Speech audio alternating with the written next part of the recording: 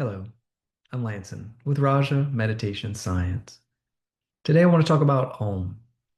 Why do some people chant Om in yoga and meditation?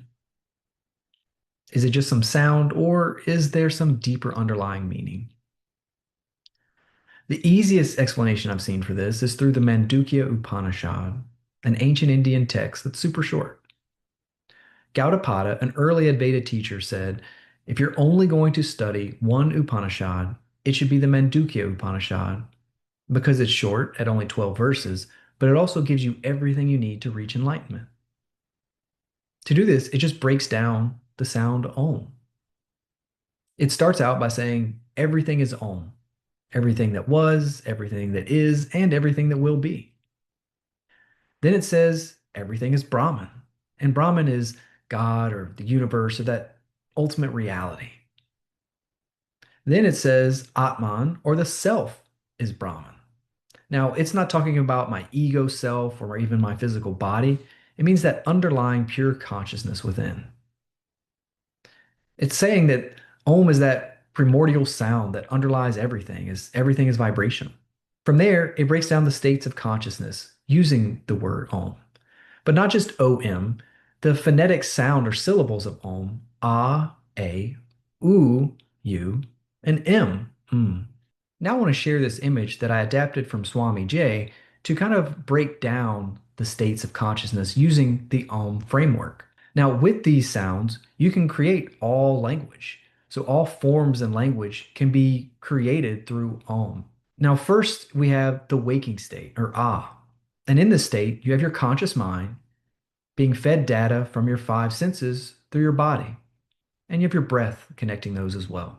So this creates the reality of your waking state or gross plane. From there, the oo sound of Om no longer is getting that feedback from your senses and your body, but it's your conscious mind interacting with your active unconscious mind. So that's where your dreams come from. That's where your dreams are this reality that you created, not based on your external senses, but based on things that are actively in your unconscious mind interacting with your conscious mind. Then you have the state, your deep sleep state. This is the causal state. So you have your latent unconscious mind here. Here you're not dreaming. Your conscious mind isn't involved at all. Your unconscious mind is, but it's your latent unconscious mind. So think of those deep seeds within you. Think of those things that are underlying that until they're activated are just there. That can cause and become active and dream and then eventually impacting even your waking state. But in this state, that's that deep sleep where you wake up blissful. Now, this fourth state is pure awareness or Turiya or enlightenment. This is the center of your consciousness. This is that Atman, that is Brahman, that is Om, that is everything. Now, there isn't a sound for this because, right, we have ah, oo, and forming and those are your gross, subtle, and causal planes. But that's not who you are. You are the center of consciousness. And so that's represented by the silence after Om that underlies everything. The best metaphor I've seen for this is clay. So, clay, you can make all sorts of pottery. You can make pots, you can make bowls, you can make plates, but those are just forms made from clay. If you break that pot, you still have clay. Enlightenment is just realizing that you are the clay. You're not the pot of your waking state. You're not the plate of your dream state. You're not the cup of your deep sleep state. You're none of those forms that can be verbalized through words or through thoughts. You are that deep underlying center consciousness that is the clay. That's all enlightenment is. The Mandukya Upanishad basically lists all the things it's not, and it's everything else. It's that underlying clay, that substance that underlies all reality, is your center of consciousness. It is your Atman, which is Brahman, which is Om. So when people use Om, it's not just saying a sound that sounds cool. It's a contemplative word or sound that encompasses all states of your consciousness, but is there ultimately to remind you that you are not the pot, you are the clay. And that's all enlightenment is remembering and realizing who you are, what you are. You are the clay. You are Atman. You are pure consciousness. You are Brahman. You are Om. Now, outside the spiritual context of the Mandukya Upanishad, Om has been shown to have some real scientific health benefits as well.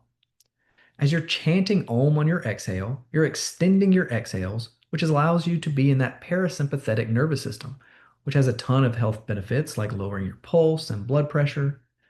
And the humming vibration also increases nitric oxide in the blood. From there, just using it as an object of meditation grows your awareness and ability to focus, and that ultimately allows you to still your mind and see that true level of pure consciousness within. And even chanting it in groups has shown to synchronize people's breath and heart rates together.